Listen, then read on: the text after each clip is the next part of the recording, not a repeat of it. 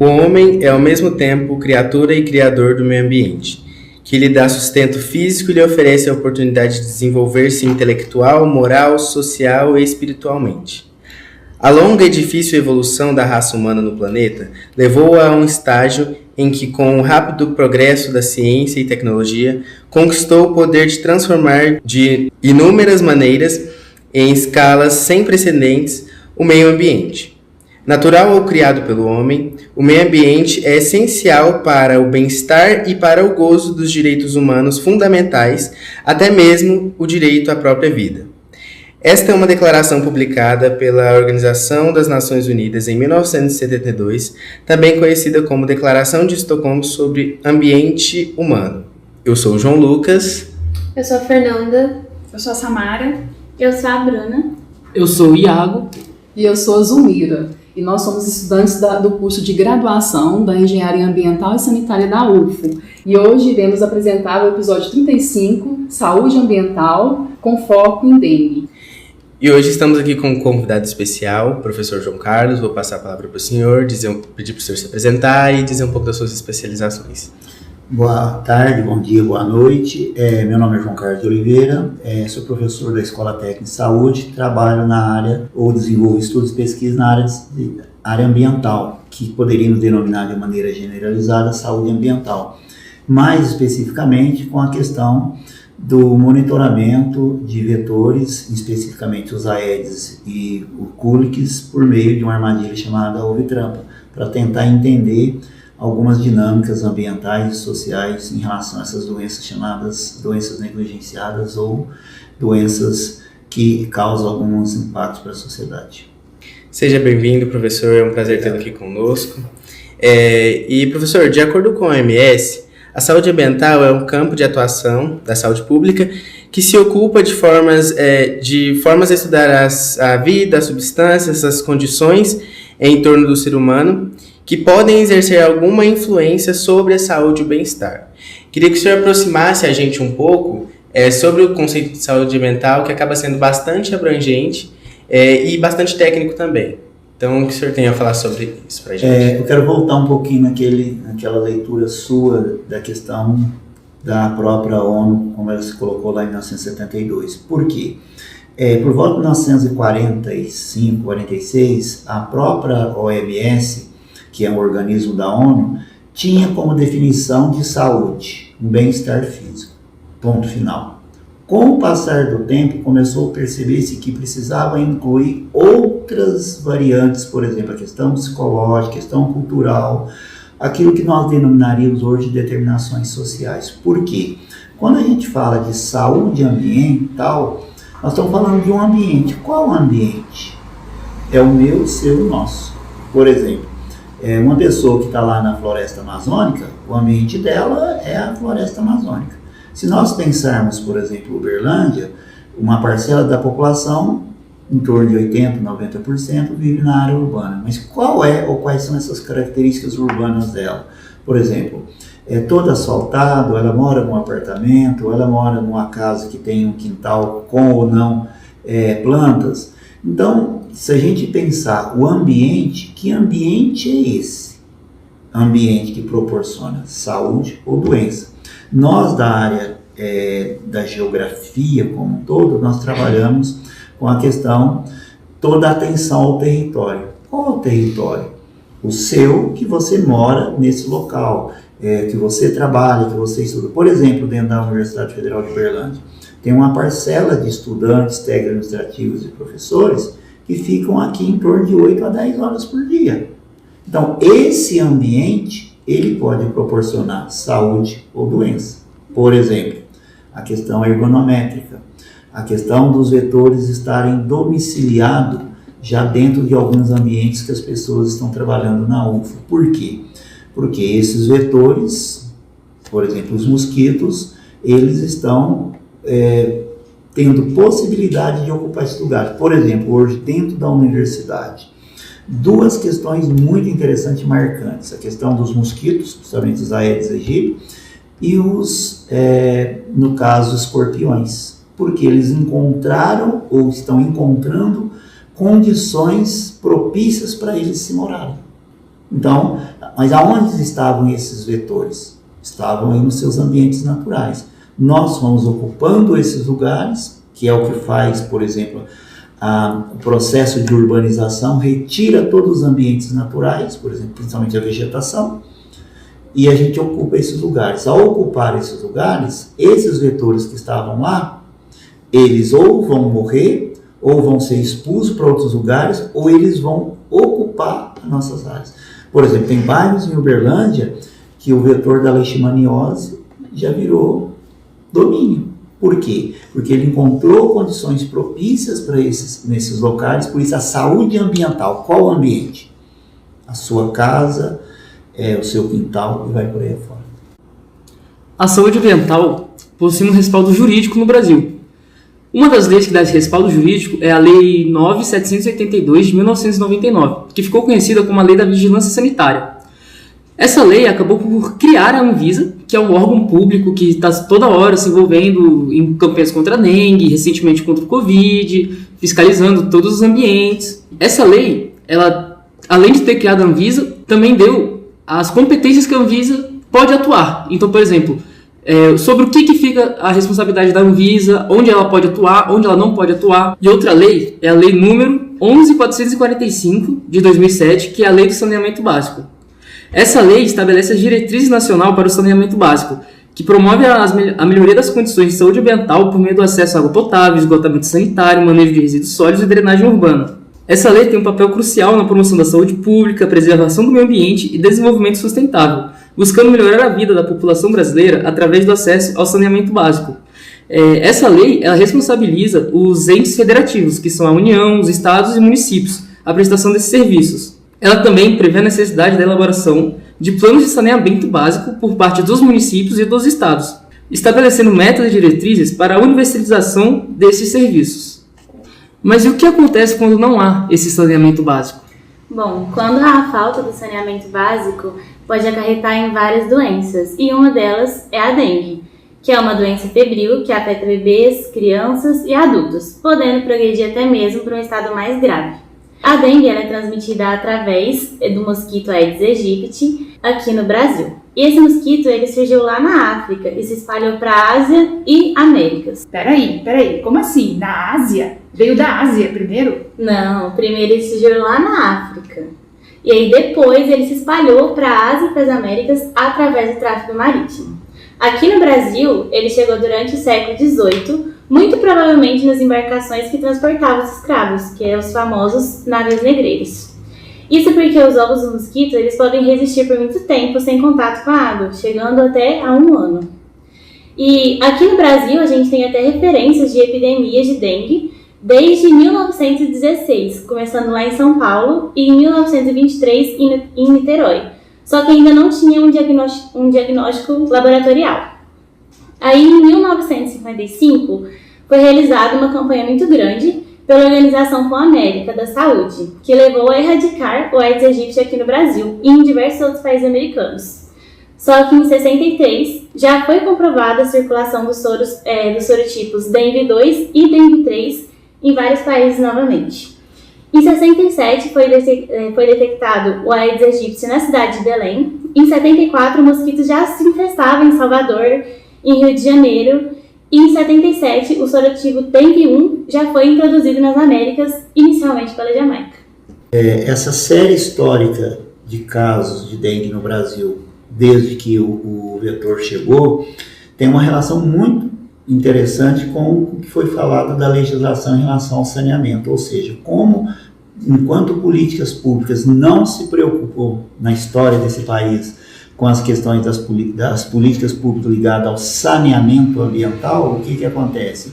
Esses vetores encontraram e continuam encontrando ambientes propícios para se proliferar, mesmo que lá historicamente, como já aconteceu, na extinção do vetor. Mas o que acontece?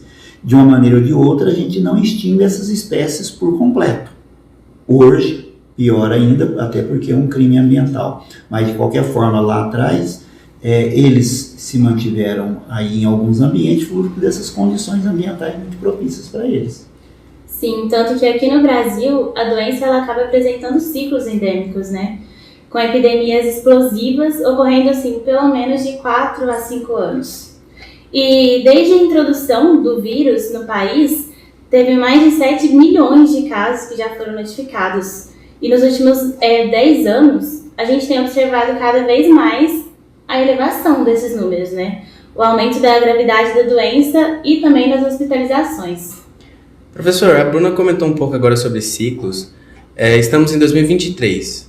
O que o senhor poderia comentar um pouco sobre ciclos, em que fase estamos, o que tem para 2024? É interessante que, por mais que nós avancemos tecnologicamente, e isso permite a gente ter essa noção de ciclo, como foi comentado aí, de 4 a 5 anos, o que a gente tem verificado? Além de reduzir esse ciclo, há uma intensidade do número de casos impactando a saúde das pessoas. Então, por exemplo, mesmo que tenha só 100 casos nesse período, por exemplo, no período verão de determinado ano, esses 100 casos, eles impactam muito mais a saúde das pessoas do que há alguns anos atrás 1.000 casos. Por quê?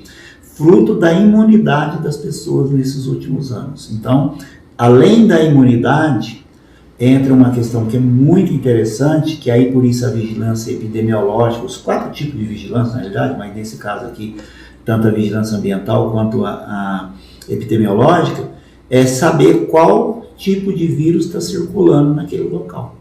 Por quê? Por exemplo, já existe um estudo aí do pessoal da medicina tropical, em que de 2023 para 2024 nós corremos um risco de termos uma epidemia muito significativa, porque o vírus 3, ele não estava circulando no país nesses últimos 4, 5 anos, daí ele começou a circular. Desculpa, professor, o que é esse vírus 3? É um tipo de vírus, porque o Aedes aegypti, o vírus da dengue, ele tem 4 tipos de vírus, que circula, hora mais um, hora menos o outro. Quando um circula, causa-se uma imunidade da população. Então, por exemplo, uma pessoa que pegou dengue 1 dessa vez, teoricamente ele não teria mais dengue 1, teoricamente, mas já existem estudos que tem pessoas que têm mais de uma vez o mesmo tipo de vírus. E quando circula o vírus 1, tem uma tendência dele, entre aspas, desaparecer. Volta a circular de repente o 3, o 2, porque há uma dinâmica ambiental desses vírus. Professor, e é verdade que quando a pessoa se contamina por outro vírus, né, em tese, pela segunda vez ou terceira, é mais forte? Em alguns casos, além de ser mais forte, chegar até a dengue hemorrágica. Porque aí vai depender, por quê? Esses vírus, não é minha especialidade a parte biológica, mas isso, em função da gente ficar estudando, lendo e vai por aí fora, e convivendo com quem pesquisa essa parte, o vírus, ele causa uma imunidade, desculpa a expressão, uma destruição imunológica de algumas pessoas. Tanto é que tem algumas pessoas que, quando percebe que ela está com a dengue, ela já está com dengue hemorrágica. Por quê? Em função da destruição imunológica dessas pessoas. Então, por isso, o cuidado que precisa ter, entre aspas, uma febre simplória, uma dor simplória, e aí a pessoa se automedica. E ao se medicar, o que vai acontecer? Além do impacto do vírus, entra também o impacto da medicação.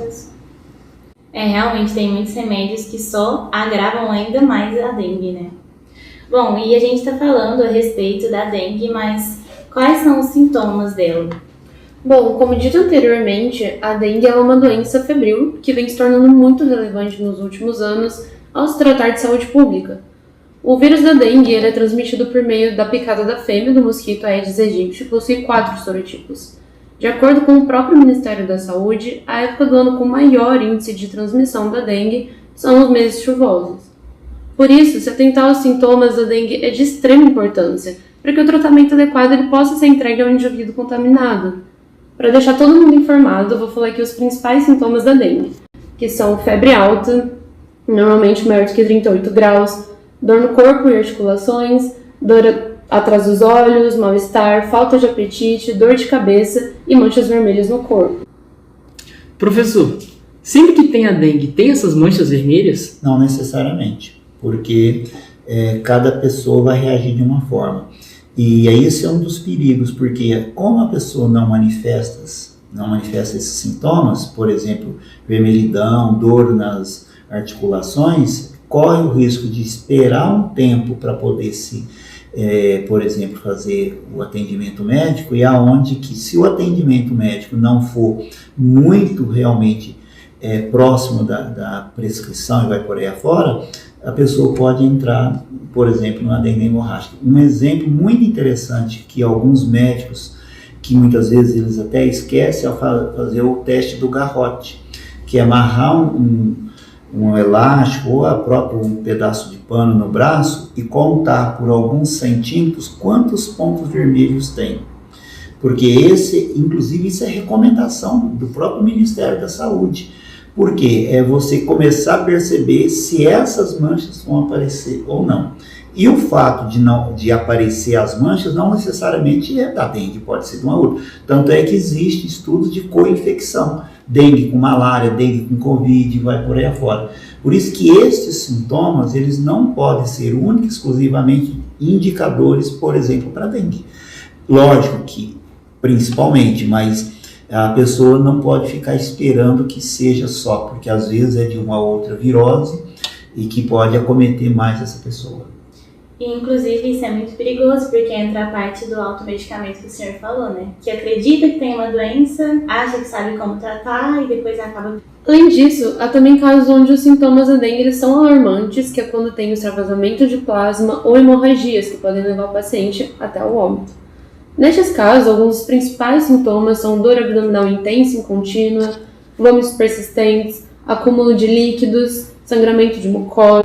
Mas calma aí, o que seria esse sangramento de mucosa? Onde que ele ocorre? Principalmente em alguns momentos, por exemplo, na hora da escovação. Mas às vezes não só isso. Os dentes. Exatamente, escovar os dentes. Mas, por exemplo, às vezes a pessoa está alimentando fruto dessa desidratação. Por isso a importância da hidratação nesse caso. Porque quanto mais ela hidrata, mais líquido ela tem circulando no corpo e evita essa questão da concentração sanguínea em algumas partes, por exemplo, na boca.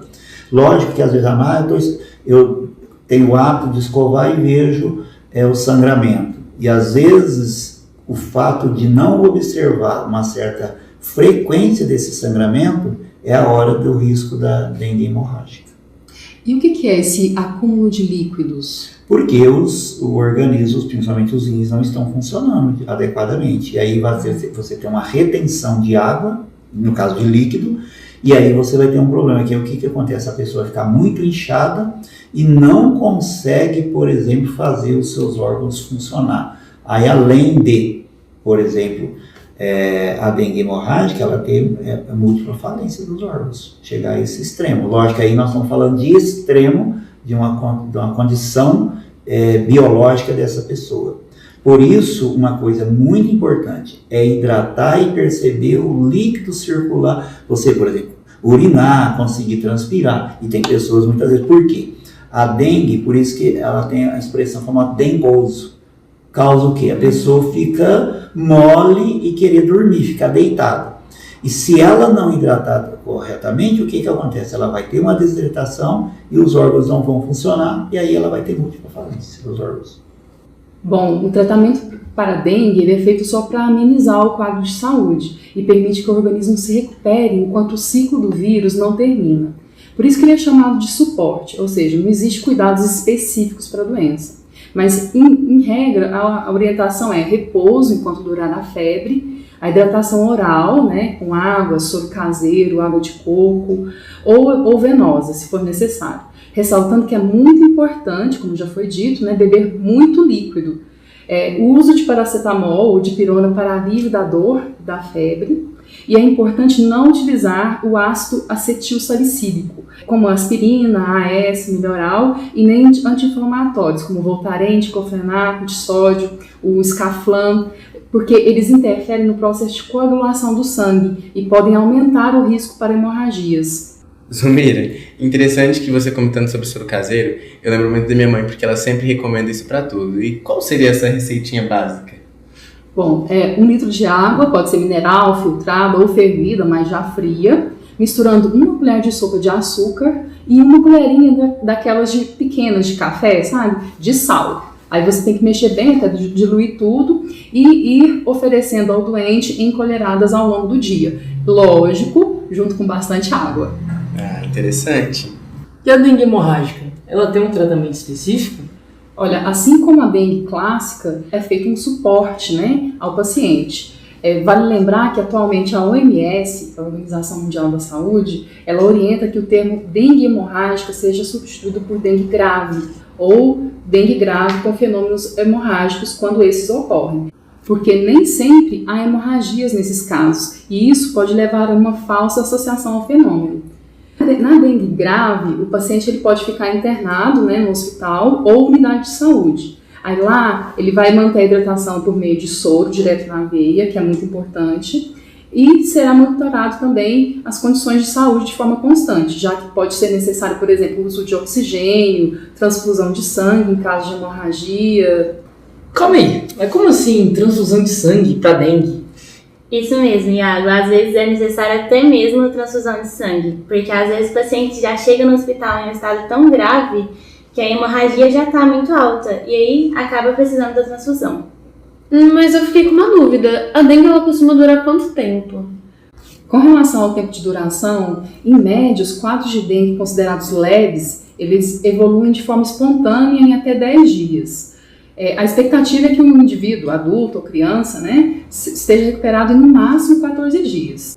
Aproveitando essa questão do tempo de recuperação ou não das pessoas, uma coisa muito importante é que o fato da pessoa chegar próximo dos 15 dias não significa que ela não vai ficar doente depois. Por quê? Por exemplo, uma pessoa pode ser picada pelo mosquito e ter os casos que nós chamamos de assintomáticos.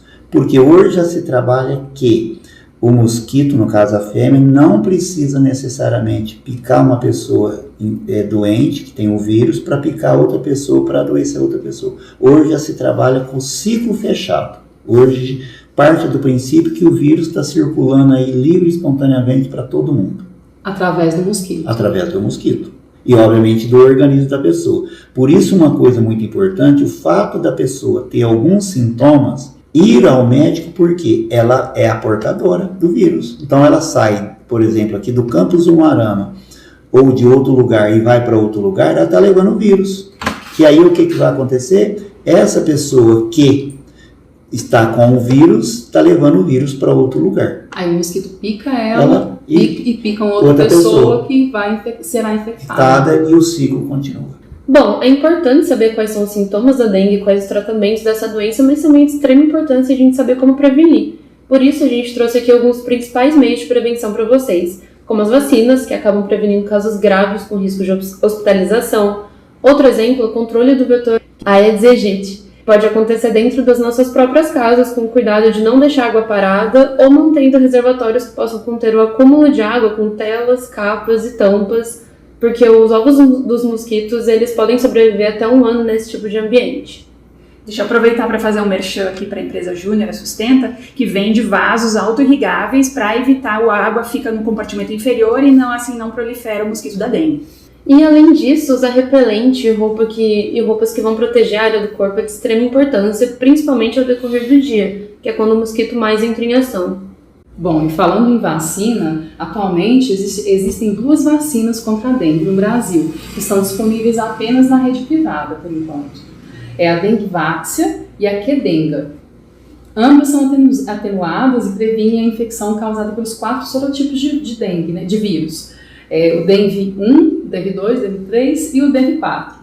A Dengvaxia, ela chegou no Brasil por volta de 2015, 2016 e é fabricada pelo laboratório francês Sanofi Pasteur e é indicada para crianças a partir de 6 anos de idade, adolescentes e adultos até 45 anos. Ela é administrada no esquema de 3 doses e é recomendada somente para pessoas previamente infectadas por um vírus da dengue, ou seja, soropositivos. É importante ressaltar isso. Um comentário.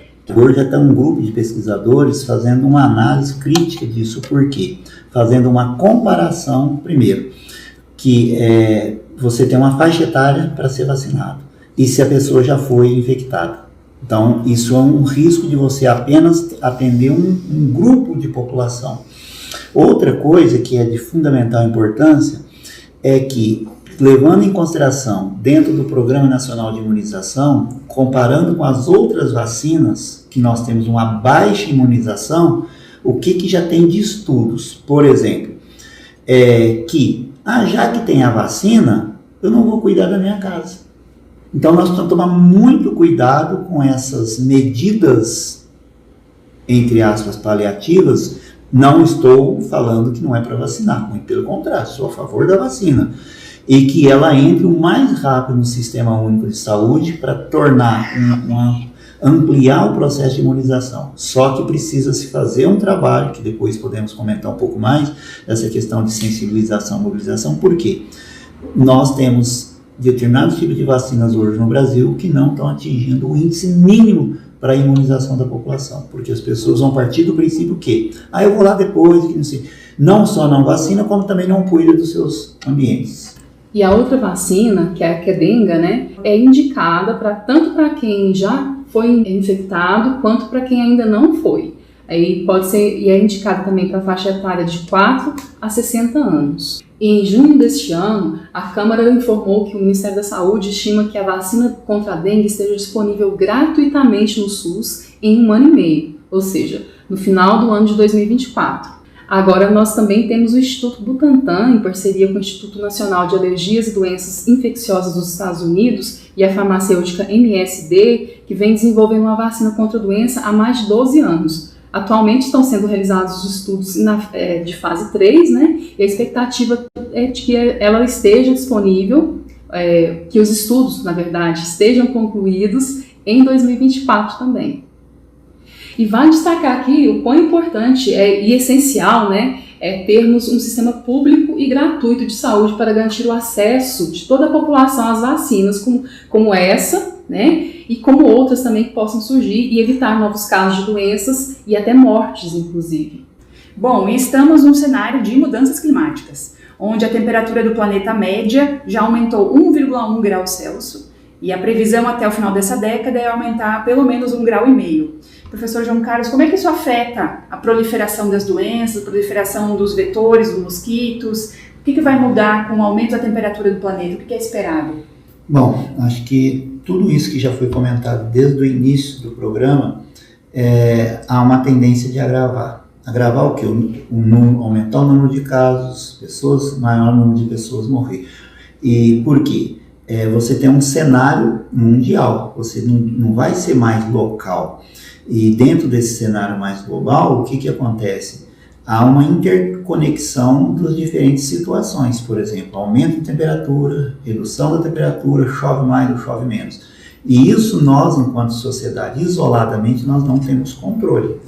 Por isso, a mobilização internacional, por meio das agências, por exemplo, da Organização das Nações Unidas, as mais variadas possíveis, mas também é de fundamental importância a mobilização local. Por exemplo, aqui já foram citados inúmeros exemplos, mas desde você cuidar do seu cotidiano, no caso, principalmente, eliminar criadouros que acumulam água, que já foi comentado aqui, o ovo fica mais de 450 dias. Então, o que acontece? Uma das formas principais é o chamado controle vetorial. De que maneira? Eliminar criadouros. Lógico que nós temos outras medidas, jogar o fumacê e outras práticas, e muitas vezes práticas ineficientes e ineficazes, porque uma delas mais eficaz, mesmo que algumas pessoas achem que dá trabalho, mas é de fundamental importância você eliminar o criador, porque você corta o ciclo mais rápido possível das fêmeas fazer a oviposição, de colocar os ovos e continuar a sua espécie. Lógico que o fumacê, o famoso veneno, ajuda porque você interrompe um ciclo dos vetores adultos, mas o problema do veneno é que ele mata indiscriminadamente um conjunto de outros vetores desnecessários, por exemplo, causando impactos ambientais, por exemplo, especificamente no caso das abelhas, que tem uma função social, econômica e ecológica importantíssima. Então, a mobilização social, ela é, num primeiro momento, individual, mas ela tem que ser coletiva, em forma de redes, que nós chamamos de redes intersetoriais. Você, na associação dos moradores do seu bairro, nos grupos de jovens nas igrejas, os comerciantes, as empresas, os sindicatos. Caso contrário, nós vamos, o ano que vem, ou a semana que vem, continuar fazendo um episódio como esse, falando das mesmas coisas, se não de alguns agravamentos na saúde da população. E o Sistema Único de Saúde sufocado por um conjunto de outras doenças também. E ao chegar aqui agora, pessoal, ao final do episódio, espero que tenha ficado claro para todos, todas e todos que a dengue não é uma questão individual e que devemos sim tratá-la com a devida seriedade e respeito. Espero que vocês possam ter acesso ao nosso Instagram agora saindo do episódio e comentar um pouco sobre as reflexões que vocês tiveram durante o episódio e principalmente deixar uma tarefinha com vocês. Realize, se possível, nessa semana coisas que vão reduzir o impacto da dengue na nossa saúde, no nosso bem-estar como sociedade. E registrem, compartilhem com a gente, que nós estaremos compartilhando com a comunidade dos nossos stories. Muito obrigado por quem chegou até aqui e até mais. Lembrando que nosso Instagram é @ambicast. Até mais!